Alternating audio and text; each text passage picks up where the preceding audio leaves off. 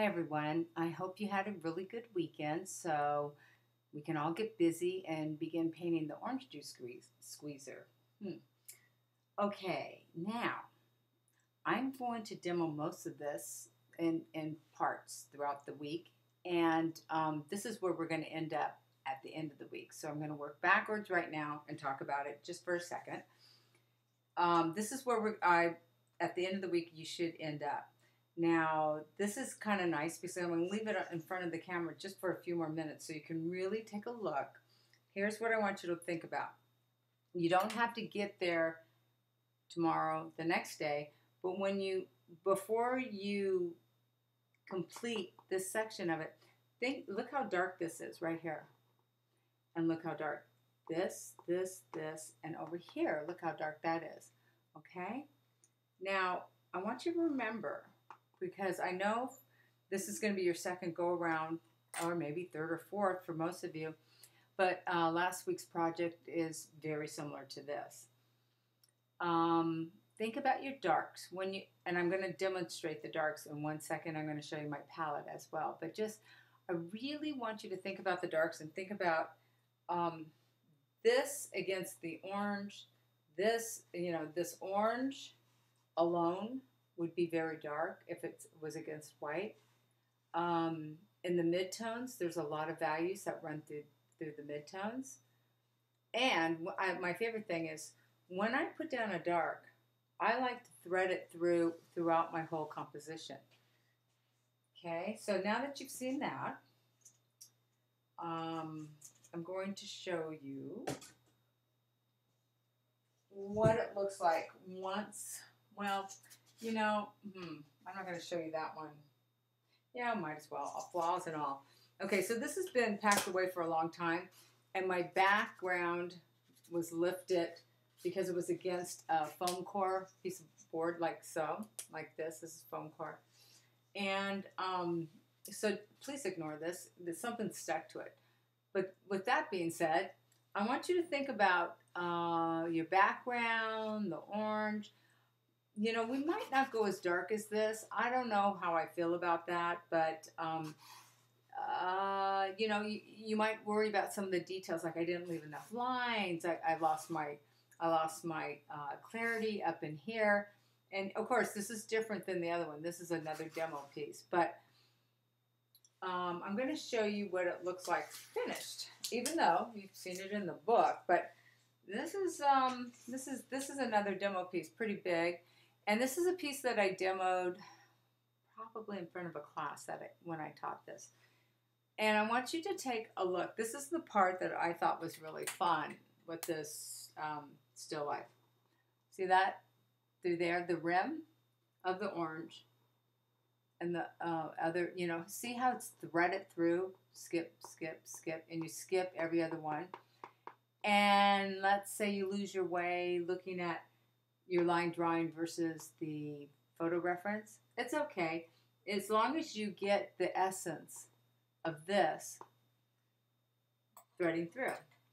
Now, before I show you I'm going to demo where you can begin with your color, think about the midtones. These midtones are pretty nice right in here, but sometimes we may go a little too dark in some areas, or just a little one note, like one value. Don't hesitate about putting in some darker values if there's too many midtones. Now, as you can see, I just did a few lines and made it pop just a little bit more. Okay?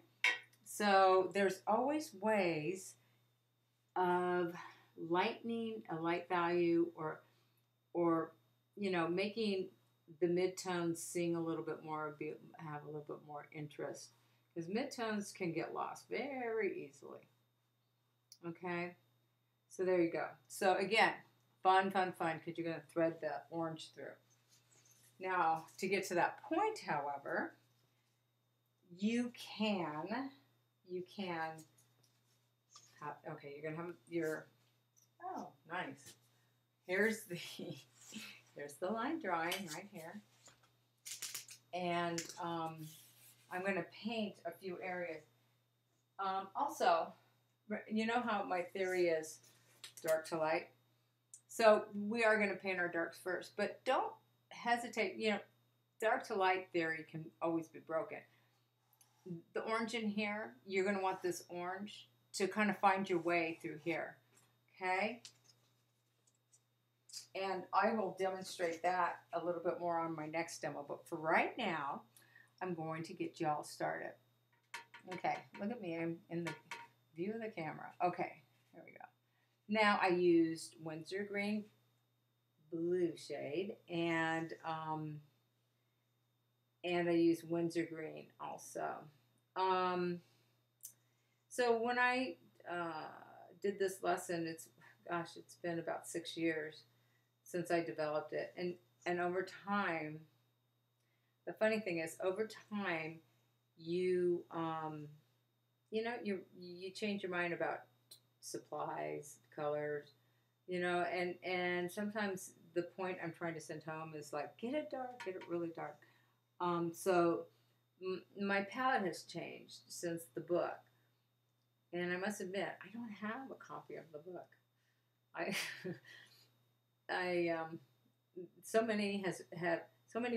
many copies of that particular book has come through my household and through my studio, and I was warned, you better keep a copy, because before you know it, you may not be able to get a copy.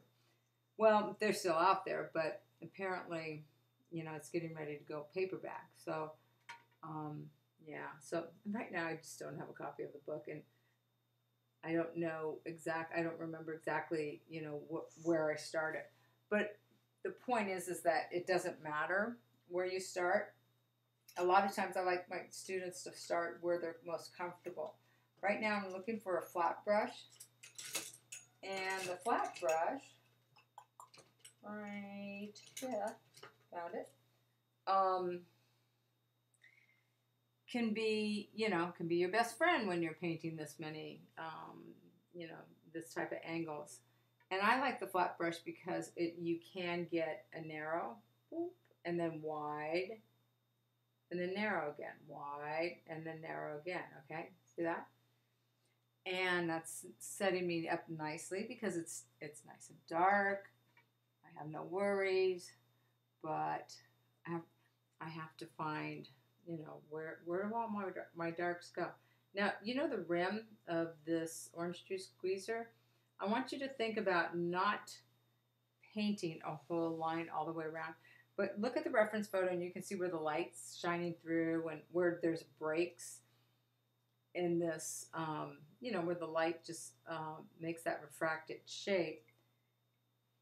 And here it comes, right there.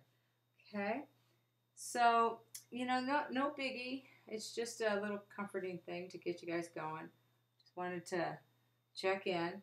And as I paint, I'm going to talk about last week's assignment and about my critiques and all that. I could not tell you. Okay, I'm amazed and so happy at the results that was handed in. Each and every one was beautiful, and each and every one was different in its own way. And that's what I love about seeing my students finish a step-by-step lesson, that even though we're painting the same image, everyone has their own little flair, and it came across so nicely. And having all the assignments in, and me printing them out and getting ready to critique, it was just heartwarming for me to see that, to see all the work and how special it is, that how lovely it all looked. But yet we will have a critique. So I'm wondering if my shadow was there while I was painting this. Now see this? Light, light, light. You can soften an edge, and that has more blue in it than green, and it's no big deal. I kind of like the teal blue a little bit more than the yellow green, and traditionally this this era of this glass for this orange squeezer did have a lot more yellow in it, but you can make it your own, okay? So I'm going to go refer back to last week's lesson that you can make it your own, okay? Because I could see that you all are certainly capable of that. Okay, so that's it for now. I'm gonna go ahead and post this so y'all can see it, and